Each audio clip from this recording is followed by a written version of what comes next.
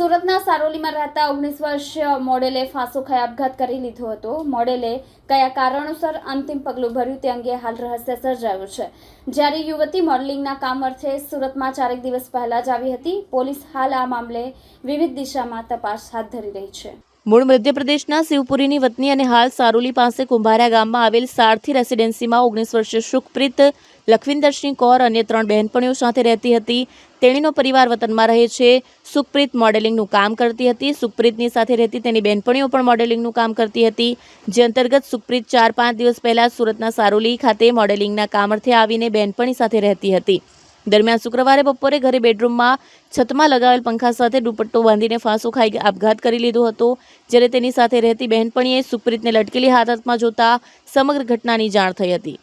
બનાવ અંગે સ્થાનિક સારોલી પોલીસને જાણ કરવામાં આવી હતી। પોલીસે મૃતકનો કબજો લઈ પોસ્ટમોર્ટમ અર્થે સ્મીમેર હોસ્પિટલ ખસેડવામાં આવ્યો હતો। મૃતક સુખપ્રીતના આપઘાત પાછળનું કારણ હાલ અકબંધ રહ્યું છે। પોલીસ તપાસ કરી રહી છે।